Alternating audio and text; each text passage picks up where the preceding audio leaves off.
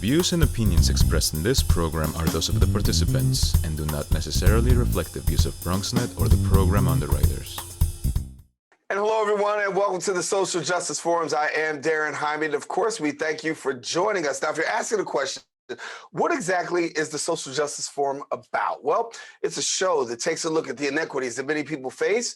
We bring you some very interesting guests. We promote civic engagement, and then we invite you to get involved. We want you to be aware, but not just be aware, but do something about it. And so we encourage you. We've got a very special show today.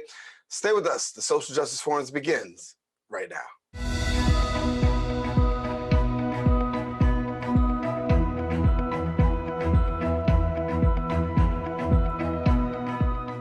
And welcome back to the show. According to a 2019 study by Coloure, corporate America's current efforts to increase diversity are failing.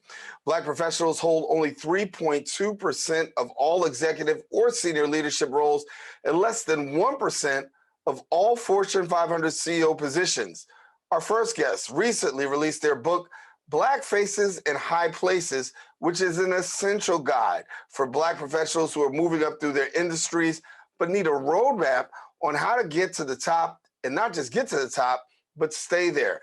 We're pleased to have joining us as guests, co-founder and CEO of BCT Partners and author, Dr. Randal Pinkett, and then the co-founder of BCT Partners and author, Dr. Jeffrey Robinson. And thank you both for joining us here, and a pleasure to have you both today. All right, thanks for having us. Here. Yep. I'll start first with the book, Black Faces in White Places, and then you've got Black Faces in High Places. Black Faces in High Places, of course, being the latest release. And talk to us about how this book actually came about. Sure, happy to share. And again, thank you for having us on the program. We wrote Black Faces in White Places in 2010. And many will recall this was the age of Obama, a much different environment, a much different atmosphere. But the issues we highlighted in the book were a reflection of our own lived experiences. Having been Black faces in many white places, we knew what it was like, as I'm sure you do, to be one of the few or the only one. And how do you navigate environments where you see very few reflections of yourself and not lose a sense of who you are?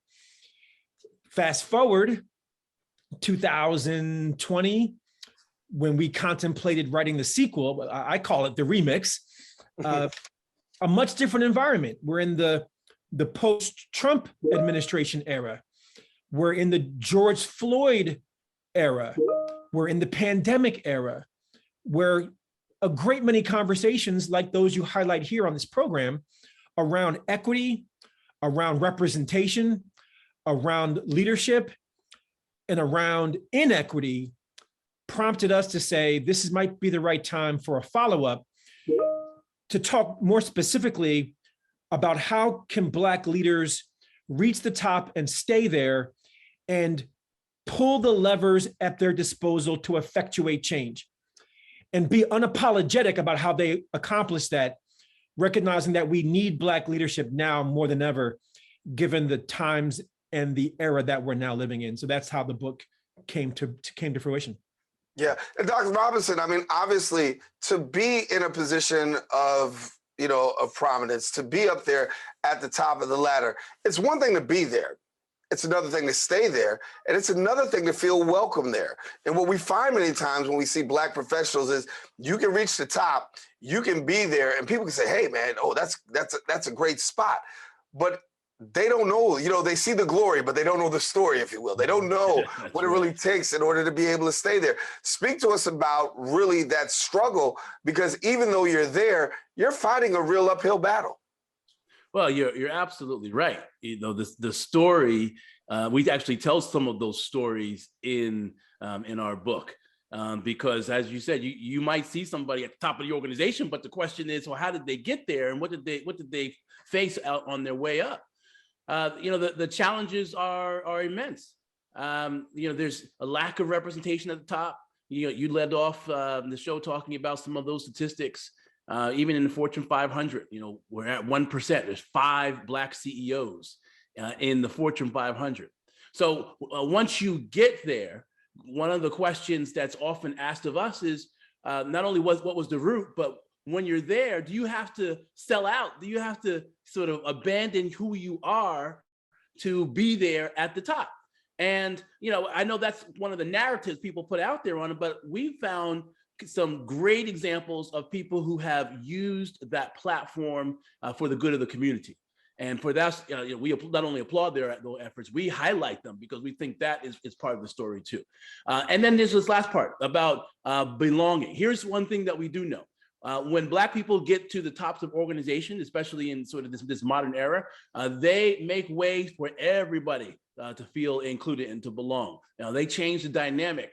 Their leadership matters because, you know, everybody wants to talk about inclusion, but when you have a Black leader or other people of color at the top of an organization, you know, not only is it symbolic, but it's substantial because what they do, what their experience and how they have done things in the organization is going to be different than perhaps how it's been done in the past. And that matters for everybody in the organization. Yeah. Dr. Pinkett, you brought up the post-Trump era. You used the name Donald Trump, and that name is very familiar to you. You were on The Apprentice. You actually won The Apprentice. And I remember that episode very vividly because at the time you had outclassed your opponent, but yet and still, Mr. Trump wanted to go ahead and call it a tie. So we have the very first tie ever on The Apprentice. And it really became a symbolism to America and to, you know, and to those throughout of what that really is. Here it is, you're educationally qualified. Here it is, you've done the work. Here it is, you've done everything that you need to do. But then when it gets to the final episode and you get to make this choice of a clear-cut winner, you still have to struggle and say, can we have a tie? And it seems as though that story that played out on national television is the story for so many people who work as African-American professionals, both men and women, that when they get to the top, you could have the credentials, but yet and still that diversity is not being spread, or that, you know, that promotion or that, you know, that raise is not there. Talk to us about the takeaways from your experience and how it really correlates to your work and what you're talking about right now. Absolutely, absolutely. And for those that didn't see my finale of The Apprentice, or nowadays, because it was some 16 years ago, if they weren't alive, when my finale of The Apprentice. Hold on, I quietly just dated myself, but it's all right. It's all good. Right, and you not so quietly dated me. Well, I'll just stay with me right now. No, I'm willing to own it. I'm willing to own it. It's all right, Daren. All right.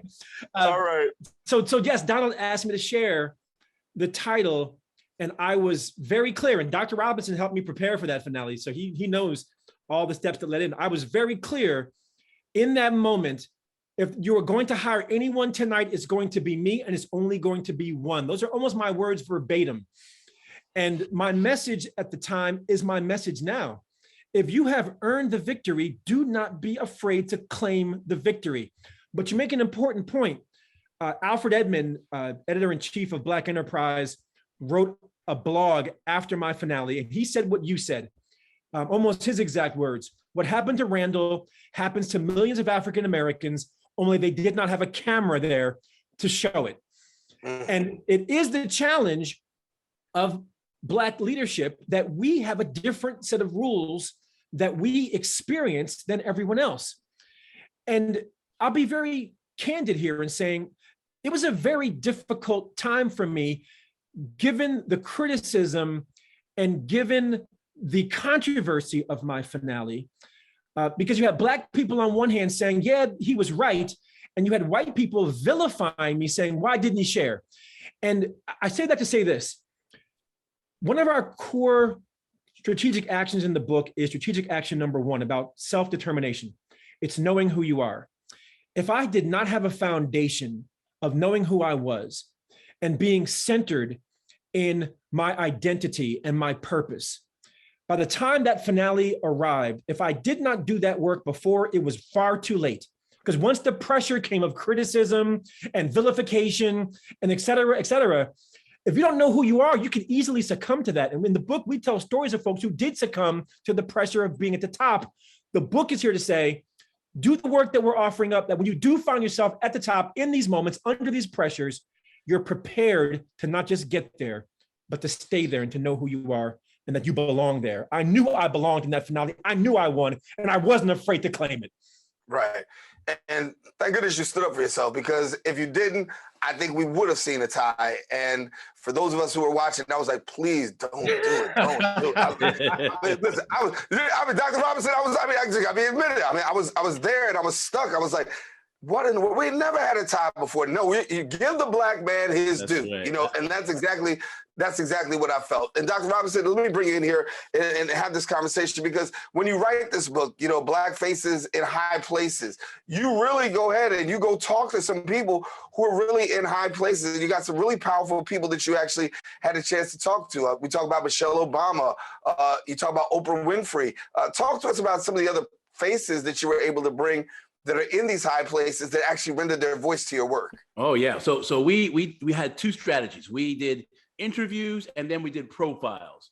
So certainly there's some people out there, some of the sort of luminaries like Ken Chenault and the Obamas and Oprah, who there's plenty of publicly available information to do profiles and learn some of the things that they did. But we also did some really interesting interviews. We interviewed people like Bob Johnson and Kathy Hughes. Now, some people get the impression that this book is only about sort of the corporate side of things, but in actuality, we covered those folks who are leaders in corporate America, those folks who are entrepreneurial leaders, those in nonprofits, and those in the social sector and politics. We cover them all. We even have people who we interviewed for the first book, like Don Thompson, who became who was at the time we interviewed him, the chief operating officer at McDonald's. And then by the time we wrote the second book, he had already been CEO and had retired. And to see some of the great work that he's done. So we're getting these stories. We're tracking the stories of people like Ursula Burns and Angela Glover Blackwell and a whole myriad of others. And then we did something that isn't always done in books like this. We said, okay, what did we learn from these folks? We got like 40 different folks that we interviewed and profiled in the book. And we said, well, what did we learn? And how could those things be valuable for the next generation to come? And that's where we got the 10 strategic actions that will help you to reach the top and to get there. So that's what makes what we think is a very powerful combination of stories and understanding what the path was, but also combining that with these 10 strategic actions, these 10 themes that we pull through the book and how they're discussed in a way that people can use the tools and tips for themselves. I won't make you tell the whole content of the book, but Dr. Randal, please take us through, important strategic actions that you must take. I mean, we laughed about it, but it was very serious. Standing up for yourself is huge, and voicing your credibility and your credentials is huge. But what would you consider is the primary strategic action, particularly for a Black professional that's trying to make it in the highest form of office? Absolutely, and I won't belabor the point other than to say the strategic actions in the book build upon each other. Strategy 2 is built on 1. Strategy 10 is built upon 9 down to 1. In other words, strategic action 1 is the foundation. It's the foremost, it's the most fundamental of all the 10 strategic actions. And that's what we discussed a moment ago, exercising self-determination. Now, some might ponder, why are you talking about self-determination in a book about business? That sounds like Kwanzaa. What are you talking about? It's Kuji Chagalia. That's right. But again, it gets to this fundamental premise that if you have not defined yourself, by the time you get to the top, it's far too late. But there are other strategic actions, such as number 3, around finding meaning. We bring in this Japanese framework on meaning called Ikigai. If you don't know about Ikigai, you better check that out. 7 and 8 get to what Dr. Robinson talked about. We talk about thinking and acting like an intrapreneur, and then thinking and acting like an entrepreneur. An entrepreneur being those who embrace the entrepreneur's mindset in an established organization. And then strategic action number 9 talks about scale and transforming systems, which is really about having those levers of change at your disposal and wielding those levers economically, socially, et cetera, to benefit our communities and benefit others. You know, Dr. Robinson, I want to bring you in on this one here. I'm particular in what I'm saying. I'm saying Dr. Randal, I'm saying Dr. Robinson, because guess what? If you're in other circles, people would say, hey, Jeffrey, hey, Randal. But the fact of the matter is, both of you have earned doctorates, and it's not something that always gets the publicity. And people have a tendency to dummy down our credentials.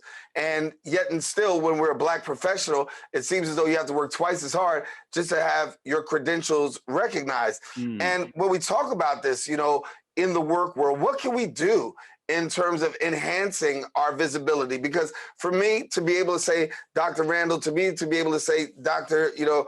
Robinson, it gives an opportunity for a young person who looks like us to be able to say, listen, you know what? There's somebody who's doing it. And if they can do it, I can do it. But what more can we do to promote our face, and then also that diversity that's not always seen in high places? Yeah, you know, it's a great question. These are some of the things that we talk about in the book. You know, people, we often now get terms for some of these things now. The microaggressions that happen. You know, you have the certain credentials, and yet for whatever reason, nobody wants to use that, because they feel like, oh, other people will feel bad because they don't have them, as opposed to giving you your due, which is amazing, right? But when somebody else enters the room, it doesn't look like you, you know, they're automatically, they use the credentials. Those things still happen. So, you know, I'll give you one of the things from the book that we talk about, because what we find in talking to a lot of Black professionals is, you know, I get in these situations, I don't know what to do. And I feel like I have limited options as to what to do. We have a framework we call the 4 Fs. Yes, I said 1, 2, 3, 4, and the letter F, because each of the things I'm going to tell you starts with the letter F. You have a choice when you're in those kind of situations, which will make it better potentially for somebody else coming down the road. Often we think that our only option is the fight. And sometimes that is the option. We know each of these options has a pluses and minus, but certainly when you fight, you push back on the system and say why something is wrong.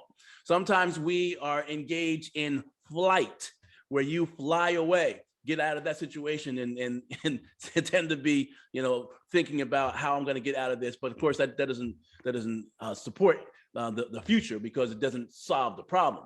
Some people go through the 3rd F, forego. Oh, well, in this situation, I'm going to try to get through it right now, but I'm going to remember it and try to deal with it at a later date.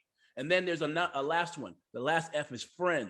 And that's a tricky one. In situations where you are in these kinds of things happening, and you see some microaggressions and racism peering out from underneath what the situation, what you need to do is think about, is this somebody who I can educate? Is this somebody who I can think about trying to turn their perspective, help them understand why what they said and what they did was offensive? And the reason we talk about that in the book is because sometimes we feel disempowered in these kinds of situations. And what we want people to understand is that you actually have options. You have strategic choices you can make. And I'm not going to say which one is the appropriate one for the particular situation. That's what you got to evaluate. But don't sit there and think that, woe is me, I have nothing I can do. This is not, this is not my fight. In reality, we all have to deal with these things. And all the people we profile in the book have dealt with them, and yet they still have risen to the top. Yeah. If you're just joining us, we've got 2 very special guests, Dr. Randal Pinkett, co-founder and CEO of BCT Partners, and Dr. Jeffrey Robinson, who's also the co-founder of BCT Partners. Both of them are the authors of the book. The latest release is Black Faces in High Places. And then we've also got Black Faces in White Places. But when we talk about Black Faces in High Places, Dr. Randal, I joked with you earlier, and I said, talk to us about how long it actually took to make the book. And I asked you the question off camera, but the answer deserves a camera response. So tell us about how long did it actually take you, and how you got there? Yes, we wrote Black Faces in White Places in 2010. And that was in the age of Obama. In fact, there's a quote from Cornel West on the book that says, "It's a must read in the age of Obama. Oh, how we long for the age of Obama." And when we submitted it to the publisher, it was 500 pages. And they said, "Your contract only asks for 250. Perhaps we should have read it more closely." So we cut that book down to 250 pages. And then there's this rumor that Prince has this vault of music that we're still waiting for songs to come out. So we had this vault of content that we had put on the shelf.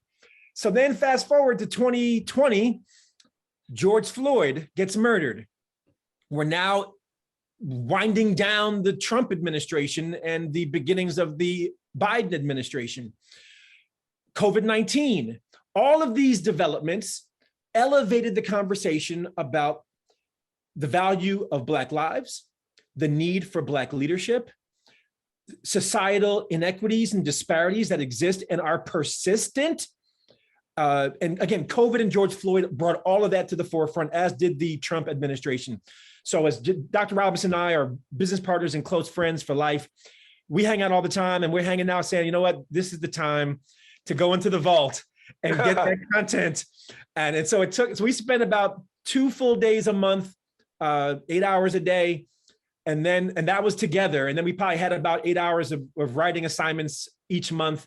We divided and conquered on each chapter, found a new framework, did new interviews on top of the previous set of interviews, and then artfully brought that together into a modern day 2022 Black faces in high places journey that we believe is relevant to the day and relevant to the times. Yeah. Dr. Robinson, talk to me about this for a moment. When we talk about success, we see Black faces in high places. We see Black faces in white places. Give me your assessment as to how do you see things right now when it comes to African-American men and women in the area of the professional landscape? Because we can say we've seen some success, but by far, a whole lot more work needs to be done. Oh, you're absolutely right. I mean, it's nice to see that there are some folks who've made it to the highest heights. There's just not enough. If we can still be making, being first in 2020, 2021, 2022. But that's not our issue. We think that's fine to be the first, but if you're the last, that's where the problem is. Mm-hmm. If you're the only one and then there's nobody behind you and you're not making a way for other folks to come behind you that look like you, then again, therein lies the problem. It's not just about success, it's also about significance. Success is for the moment, but significance is timeless. That's where we think, another theme that we pull through the whole book is really important, that it's not just about you. So you can get to the highest heights of an organization or making your way on the way up to the top. And if you think it's all about you, you've lost out on some of the meaning of life, because it isn't just about you. And in particular for the Black community, we need to be thinking about how our actions and what we can do within companies, corporations, organizations, and in entrepreneurship, how it can have a double and triple bottom line type of effect, where it's not just about doing good things for the business or organization. It's also about thinking about what are the potential positive impacts for our community. And so when you put that kind of thinking in, now you can start to see how we as a community can actually do some change. And that's responsibility. Some folks, want to sort of shy away from that. But what we've learned over these last few years, especially going back to the murder of George Floyd, we are all connected. You can't be the CEO of a Fortune 500 company and see what happened with George Floyd and not feel some connection. I mean, that's one of the things we profiled right at the beginning of the book. Ken Frazier said, he was CEO of Merck & Company. He said, he saw himself in what was happening with George Floyd. We need more thinking like that at the top of the organization, and that will start to help us to make way for others to follow our path. Keeping in that vein, Dr. Randal, let's talk about this here. When we talk about 3.2 of African Americans find themselves in senior or executive leadership. 1% only finds themselves at the top when it comes to Fortune 500 companies as far as African Americans are concerned. Give me the significance of being able to see more in the area of senior and executive leadership. You hit a core issue that we address in the book, and we just wrote a blog for Blavity on this very topic. Black leadership matters. And you ask the question, why does it matter? When you look at the economic resources at the disposal of a Fortune 500 corporation, when you look at the social impact a national or international nonprofit can or cannot wield, when you look at the decisions that elite entrepreneurs can make about what to do with their resources. I mean, look at Robert Smith. I mean, imagine if we all had the ability to say, I'm going to just fund the entire graduating class of an HBCU. I mean, just think about that. Right. And think about what Ken Frazier was able to do, or Ken Chenault, or Ursula Burns at Xerox, Merck, and American Express, respectively. We're talking about companies who have GDPs or have economic resources that are beyond those of countries across the globe. And so the ability to effectuate change, to impact jobs, to transform lives, to transform families, neighborhoods, and communities is not lost on us. And without that representation, somebody else is pulling levers for somebody else. And so another word that we use intentionally in the book is be unapologetic. In the first book, we said, if you're not playing the game is playing you. In this book, the equivalent is, if you're not pulling levers for our community, somebody else is pulling levers for their community. So we don't just want Black faces in high places for the sake of having them there. That's called Clarence Thomas. We want Black faces in high places. Don't forget who they are, where they came from, and see and wield the resources at their disposal to benefit our community. Dr. Randal Pinkett, we got to leave it there. Dr. Jeffrey Robinson, they are the co-founders of BCT Partners, and they're also the authors of 2 books, Black Faces, the most recent, In High Places, Black Faces in White Places. We encourage you to go and get their books on all those platforms. You know how to get them. Matter of fact, before we leave, you tell them, how can they get the book? How about that? Yeah, so you can go to either of our websites. I'm at randalpinkett.com with 1 L. He is at jeffreyrobinson.phd.com, because there's other Jeffrey Robinsons out there. He's the PhD Jeffrey Robinson. Yes. And the information is right there. And you can find me on social media at Randal Pinkett with 1 L. And you can find him at J Robinson PhD on all social media platforms. I thank you both for joining us. Good. You Dr. Robinson had a closing. Dr. Robinson? Yeah. No, that's, you said it all. You've got it all. Look for our hashtags. We've got the Black Faces in High Places book, BFHP book. There's also a challenge going on right now. And what the challenge is all about is just highlighting Black faces in high places that you admire and support. So look for the challenge that is posted all over social media, and we look forward to interacting with you. All right, I ain't gonna start no trouble because I gotta go. My producer's gonna kill me, but I'm gonna ask this one last question before we get. Is there another book in the works here? Another book? It took us so long to do these 2. We just got finished spending all this time together, right? You never know. You never know. Stay tuned. Don't be surprised. Listen, when it comes to both of y'all and the skills and what you bring to the table, we would not be surprised. So thank you so much for being with us, and thank you for being with us here on the Social Justice Forums. Dr. Randal Pinkett, Dr. Jeffrey Robinson, our guests. Listen, we want you to stay with us. We do have more show coming up. Don't go anywhere. The Social Justice Forums continues right after this.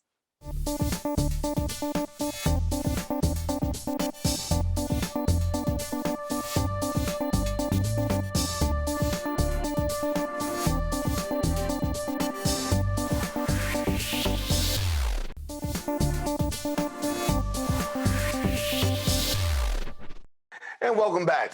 As you know, March is Women's History Month, and right here on the Social Justice Forums, we want to celebrate women's history. So we go back to an interview that we did with a young lady by the name of Davonne Reaves. She's also the founder of the Davonne Group, and also she is the first, and I should say probably one of the youngest African-American women to own a hotel. We'll take you to our interview with her and the work that she's doing in the hotel industry. Thank you for having me. I so appreciate you, Daren. Yeah, well, I think your story is inspiring. We talk about really the pathway during African American History Month to success, and it comes through hard work. And for yourself, you are a young millennial hotel owner, and just share with us a little bit about your journey. Sure, absolutely. Again, my name is Davonne Reaves. I am the president and founder of the Vonne Group. We are a hotel consulting and hotel investment firm. And I've been in the industry actually over 15 years now. And I got my start off as a front desk agent at the Hyatt Regency Atlanta. And I moved over into corporate. That's where I really learned about hotel ownership through asset management. And in 2017, I founded the Vonne Group. And my goal has always been to increase the percentage of African-American hotel owners and investors. And when we talk about the work that you've done, obviously going from the front desk to now ownership, not an easy task, but for you, it was something that you wanted to accomplish. So talk to us about when you really found out for yourself, listen, I don't just want to do the front desk. I want to be the owner here. Oh, goodness. You know what? When I was around other people who were in my same age group, and they were Indian and they were white. Some of them were white, some were Indian. They inherited hotels. That was ownership was the norm in their family. And, you know, when I was a part of different organizations and they talked about that they own hotels and how they're looking to expand their portfolio, I'm like, wait a minute, we're the same age. If you can do it, I can do it. And I didn't think it was possible until I started to change my surroundings and started to change my circle.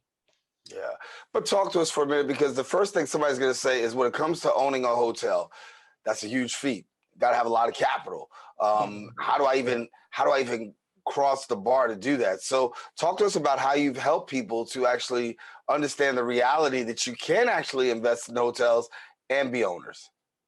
That's a great question. A lot of people don't realize the options that are available to use to invest. Some folks, including my investors, they use their life insurance, they use retirement, some different ways and different vehicles that a lot of people don't know. And I didn't even know in the beginning when I got off of my journey.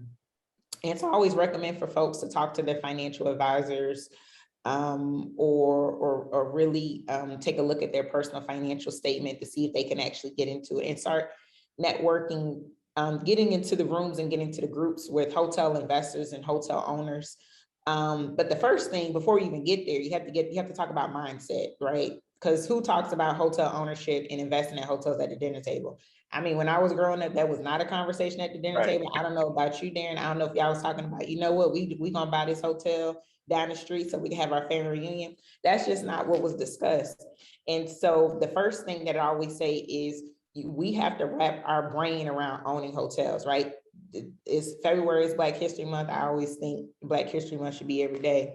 But we were African Americans, we were the original Airbnbs. Owning hotels is not new to our community, right? Remember the Green Book, you know, during the Civil Rights Movement, even prior to the Civil Rights Movement, we only could stay at Black-owned hotels. So owning hotels is new, right? It was just a decline once integration happened and a lot of the Black-owned hotels were pretty much decimated or closed down, because once the businesses were integrated, we start going to other hotels outside of our culture. And so all I'm doing is just bringing back something. I'm not even reinventing the wheel, really. This is something that we've been doing for close to 200 years now. It's just creating that mindset and making it attainable and making that reality that is something that we can do to pass generational wealth to our families. Well, you're doing it. And not only are you doing it, you're inspiring others to do it. Presently, right now, you're the youngest Black woman to I'm not anymore. I've No? been dethroned. Yeah, one of my she has one of my mentees actually. She's Well, that's good if you're gonna be dethroned, but go ahead. Yeah. Yeah, I'm dethroned. It's okay. It's okay. She's 30. She got me. I remember when she was about to close on her hotel, I said, "You about to take my spot. Congratulations." Well, listen, you were the first, so we got to give you props there. But what does that mean for you to be able to break that ceiling? Because we know that these are ceilings that look highly unattainable. Yeah. They don't look like us, but yet still to be an African American, a woman, a millennial, and then to be able to do that. What was that like for you being able to, get the keys and sign the deed and say, "Listen, I'm the owner here"? It was a great feeling. It took a while for me to register and hit, that this happened. Because I guess I was so much in the weeds and doing the work and getting it done that I just didn't even wake up and really appreciate the moment. But it was when it happens when I meet the employees of the hotels and I get to see firsthand the impact of the acquisition, how it's made on their life, and how instead of creating a job, now I'm creating a career, because we're able to come in and stabilize and put systems in place where it allows them to grow and take their career to the next level and take their families to the next level. So something like that, it's rewarding, it's fulfilling throughout the platform that I've created when I've encountered so many people, so many Black people, so many women and children and college students, and just the encouragement and how even people who even worked in the hotel industry, my mentors, the people who the shoulders who I stand on, and they never made it to the hotel ownership step. The fact that they're congratulating me and the fact that they feel like that they can do it now. That's probably the best feeling. That's an indescribable feeling. It's a humble feeling. And I'm grateful that God has placed this purpose. I don't say find your passion now, and I say find your purpose. And so I realized that this is my purpose, to help people expand their mind and diversify their real estate portfolio with hotels. Yeah. Well, Dave, I didn't want to pass over the fact that we were joking, but when we talked about the fact you're not the youngest anymore, you said there's somebody that's 30, but this is somebody that you actually mentored. And I want to lean into that for a minute, because in addition to getting yourself there, you have consistently worked to help people, to put people on, to be able to get to a path of ownership. So talk to us about this particular young lady. Talk to us about the mentorship program that you have to help people, no matter what age you are, to actually say, if this is what you want to do, you can do it. Yeah. Shout out to Kendra Plummer. I'm just so proud of her. She did this deal. She did it on her own, and she is the youngest. Her company is Elise Capital, and she is the youngest to date to co-own or to be a franchisee of a major hotel brand. So shout out to her. She actually has been in the hospitality industry. Her background comes from underwriting deals. So it just made sense. And her goal is not only is her hotel Black owned, it's also Black managed, which is very rare. She has a management company, a third-party management company that comes in and manage the day-to-day operations. So shout out to Damon Smith. He's another Black male hotel owner. He's older than me, but he manages the day-to-day operations. And another client of mine, she actually just made some news.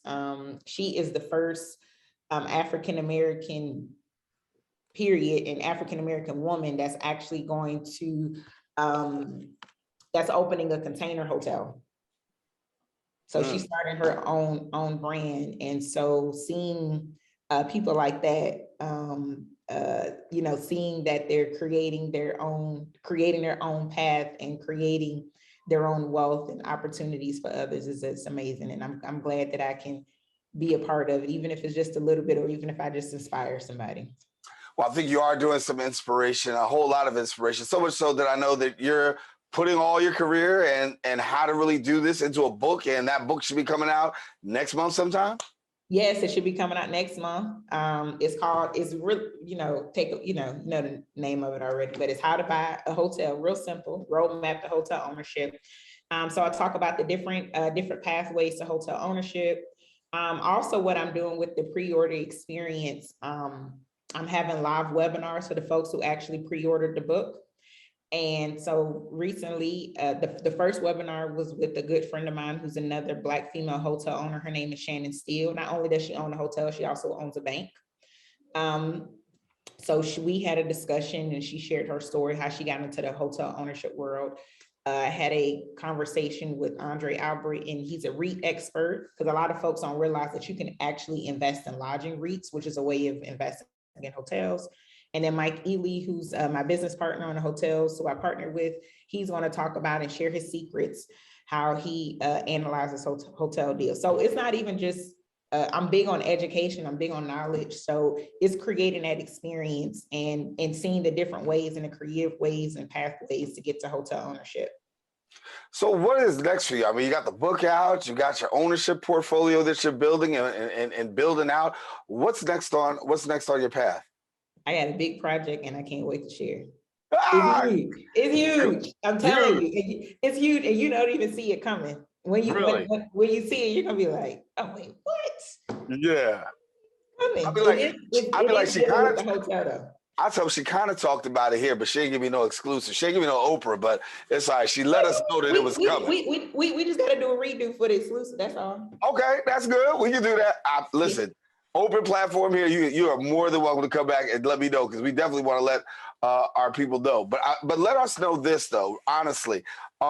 What are some of the biggest obstacles that you faced in doing this? Because we see the success, we see the glory, but we really don't know always the story. So what were some of the biggest challenges that you actually faced? Oh my gosh, the biggest challenges, for one of my biggest regrets probably is that I did not go to school for commercial real estate. So I had to learn from scratch, understanding the financial aspects of commercial real estate and hotels. So that was a hurdle. So that was a learning curve. So it took me a little while to kind of understand that process and understanding the financing part. Another hurdle was I got told a lot of no's because I was young. Not even really because I was Black. It was just because I was young. I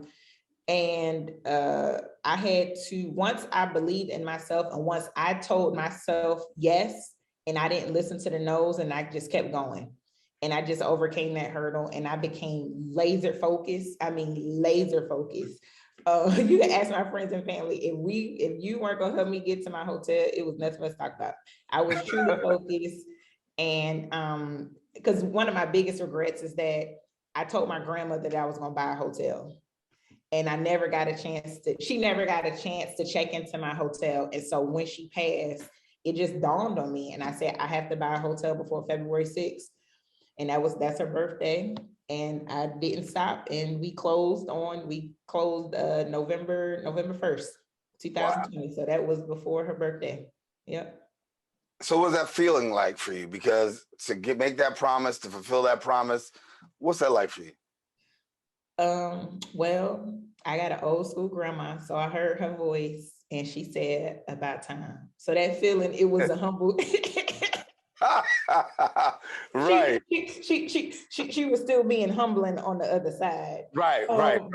But it was a great feeling, and I understood what she meant I didn't understand what she meant about generational wealth until after she passed, until after my son was born. You know, because she always told me it's best to keep a paid off house in the family so somebody always have a place to stay. So I said, you know what, I'm gonna take it to the next level and make sure that I have at least one paid off hotel in a family. So that way, not only will somebody always have a place to stay, but somebody always will have a place for income coming in, as well as creating jobs for family members. That's awesome. That's an awesome testimony. And to do this and to be a millennial, what advice do you give? I mean, to somebody out there that's watching, and because the hardest thing sometimes is just getting started. I think when you think about putting it together and doing what you do, a lot of people will say, listen, I don't have this, I don't have that. They'll talk about what they don't have versus what they do have. Just do it. I mean, just do it. I've realized, that's what happened with me. I just did it. You'll figure it out along the way. You're going to make a mistake. I realized the folks that stopped them, it has to be just right. The timing is right. Me, I just do it, right? It does help. The more and more you just do it, the more and more you start planning. So I do plan more now, but you just have to do it. There's no way around it. I know people who've been telling me about their dreams 10 years ago. They're still telling me about it, and I'm like, oh, okay, great. It's just at this Right. point, it's like, okay. Everybody's got a dream. Everybody got a dream, but you gotta, like my dad used to say, dreams don't pay bills. So, you gotta, you just have to do it. And so that's that. So my recommendation and my advice for anyone is to just do it and follow your purpose. It's a lot going on about, money and quick money and entrepreneurship. Don't worry about what anybody else is doing. Don't compare yourself to anybody else. Stay in your lane.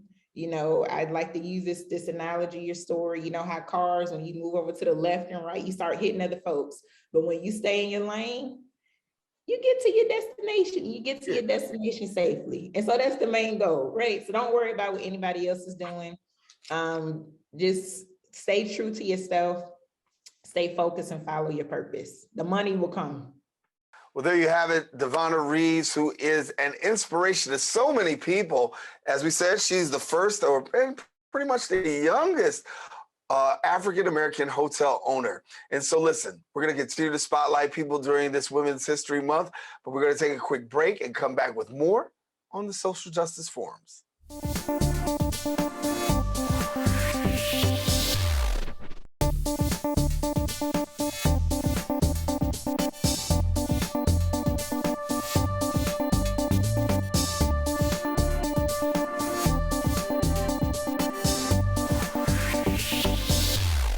Welcome back to the show. During the pandemic, small business communities suffered tremendously.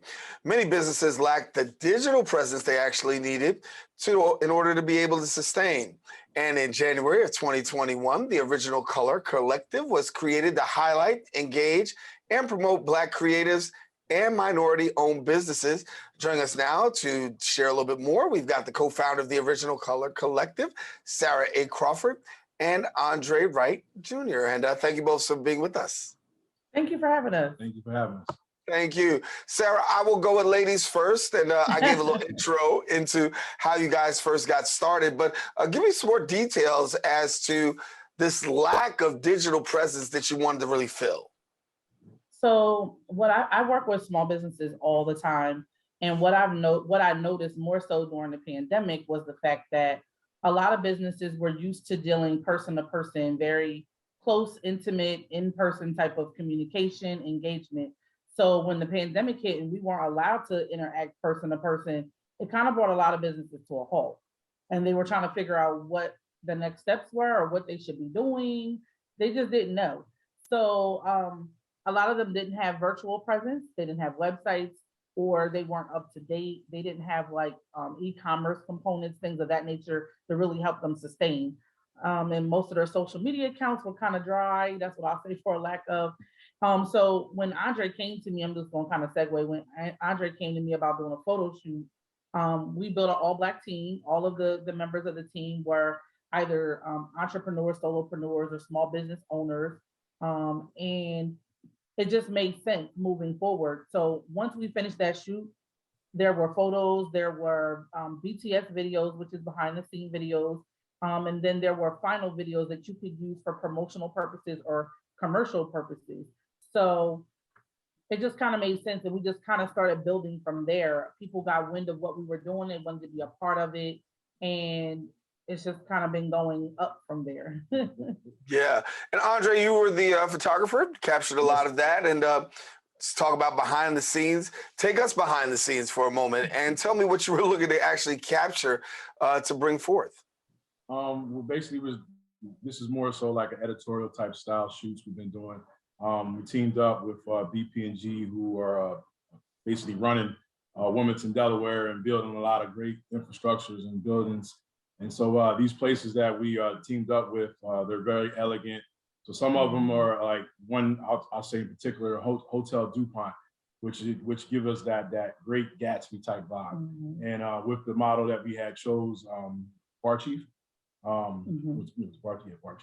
bar chief that we went with a Black-owned designer, and we had like this beautiful plaid outfit, elegant room, so like more editorial type style. So every shoot, every place that we're at, we're always looking for that editorial vibe and just building and just giving that true Blackness, you know, kind of like, you know, the old Jet magazines back in the day. Yeah. You know what I mean? Yeah. But just bringing that whole Blackness and just Black beauty, Black team, everything all Black, just letting them know that we're here and we're not going anywhere. And yeah, we're creating those elegant vibes. And a positive platform, Sara, for people to be able to actually see people who are really doing it, and sometimes just really don't have the opportunity to showcase themselves at a higher level. So talk to me about the buy-in when you really started approaching these small businesses. What was the initial buy-in on their behalf? Was there resistance, or were they very much like, oh, we need this? So not much resistance. I don't think I've had any resistance yet. I think more or less timing is probably an issue. Like, you know, the days we would schedule things, that's the only level of resistance. Mostly when I was approaching people, like I said, I work with entrepreneurs and small business owners all day. So I have like a whole list of them, and I know people from just being an entrepreneur myself as well. I would tell them what we were doing, let them know how it was going to benefit them. You know, I think it's important to tell people up front what they're getting. And that it was an easy buy-in, especially like I said, because we weren't working person to person anymore. We were literally relying on social media and everything digital on a computer, on a small little device or on your phone. That's all you have. So people were, you know, wanting to sell things, and they were wanting to connect with their customers. And it was like a whole new world for some people, because they were used to maybe vending and going out in person and doing things. And now they're behind a computer screen or their phone, some type of digital device, and they're now engaging in a different type of way.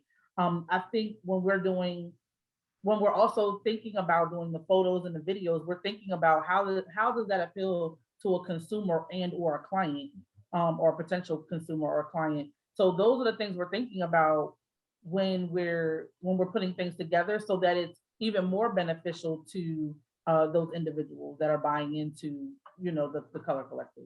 Yeah. Andre, what are you looking for when you're out there shooting and you're really trying to capture this for a small business? Because, you know, sometimes it can be a little bit challenging given the fact that a small business is just that small. But how do you go about navigating and bringing to life that business? Well, it depends on what business it is, but basically, I just go in and basically try to figure out what the client needs. Because this, you know, you got to know what they need to come up with a really dope solution. But mainly just look for the location, look for the wardrobe, the makeup, all those elements apply, and then the model as well. The type of camera that I'm gonna use, all those elements. Whenever I go into thinking about conducting a photo shoot, period. And then, like I said, there's basically if whatever product it is. So sometimes I might shoot food, might shoot a model, but but yeah, basically if it's food photography, yeah, basically just go into just thinking about how the placement of the food, just all those elements apply. And then you know, after we execute it, and then basically go back in post-production and then start editing, making sure them colors is right. Yeah. Colors got to be right and tight. That's right. All right. Yeah. So basically, you know, you want to make sure that you're giving the client a beautiful image, but also it fits their brand and also with their target audiences as well. Because at the end of the day, you know, a lot of clients want something that they like, and it's not a problem with it, but you also got to think about your audience. Because at the end of the day, you want to make profit off of whatever product or anything that you're selling. Right. And Sara, I know this hits close to home for you because as a small business owner, your family was involved in small business, and this kind of like was a catalyst for actually going forward with this. So talk to us about your family dynamic and how that really served as a little bit of an impetus to say, hey, let's do this. I feel like I was just talking about, I'm always talking about this actually, but I feel like I was just talking about this last night. So my family is probably the foundation and staple of my entrepreneurship. And we were talking about legacy last night. And I think I believe that I am a product of a legacy. My family left me great legacy. So I am the niece of the first African American printer in Delaware. And my grandfather owned a restaurant and convenience store. My dad owned a window cleaning business, and my mom owns a catering business. So I kind of think it was inevitable that I was going to have entrepreneurship somewhere in my blood, small or large. But watching them over the years, and just watching them learn lessons and me learn lessons with them, and they made me very knowledgeable in the forefront of the highs and lows of being an entrepreneur, because it's not always so glamorous. It can be, but it's not always glamorous. But you definitely have, you have your good days and your bad days, but the foundation of what a business should look like, and the essential things that you need in place, I definitely learned from my family. So like I said, I think it was inevitable. And what I didn't realize until probably maybe about 7 years ago is how much I love to be an asset and to be in the forefront of helping the small business community and helping them grow and sustain, especially in such a prevalent time. Yeah. And I mean, with COVID, the way that it's been, the one business that has really seen, being highly decimated has been small businesses, right? And Absolutely. when you think about the fact of just to be able to survive, and now that you're talking about survival, you're also talking about trying to create a presence, because in the midst of trying to keep your business afloat, you need to know the people out, you need people to know that you're still out there and you're still surviving. What's it like for you both? And just to be able to fill that gap of helping people not just survive, but now to be able to thrive? There's something that I like to always say is that, when you wake up in the morning, you don't want to go to a job that's boring. Some people do. And, sometimes, like you said, about survival of the fittest. But I also believe that walking in purpose is important. Everybody has a purpose in life. That doesn't mean you have to be an entrepreneur. Maybe your purpose is to help grow other businesses. But I believe that one of my purposes is to make sure that I'm aiding in being a resource to build the gap for a lot of these entrepreneurs and these small businesses, making sure that they have what they need, especially for our Black and Brown communities, because we're not always at the forefront to be able to receive those resources. We don't have access to them, or we're just not able to reach them. So I think I really believe that I walk in purpose every day, and with that purpose, I'm able to aid in helping them in my daytime job, on my side job, just in life, period. And I really think that's what's really important. And that's what's been important to me. And that's what, when I'm able to talk to a small business owner, or I'm able to fill a void of something they need, it's a success. When they win, I win too. So I kind of feel like that's like the end all be all for me. Oh, we're winning today because they got everything they needed. And I'm going to keep helping them. I'm always going to be there to hold their hand, but it makes me feel really good. It makes me feel like I'm definitely living in my purpose. Well, yeah. Well, Sara, Andre, want to thank you guys for doing great work out there in Wilmington. Keep representing, keep bringing businesses to the forefront. And thank you for the work that you're doing, because it's really filling a much needed gap that we have in our society, particularly when it comes to Black small businesses. Thank you so much. Thank you. Appreciate you. All righty. Well, that's Sara and Andre. I want to let you know that unfortunately we're at the end of the show, but we want to thank you for coming on and being a part of watching the Social Justice Forums. We hope that you enjoyed the conversation. Hope that you enjoyed the discussion.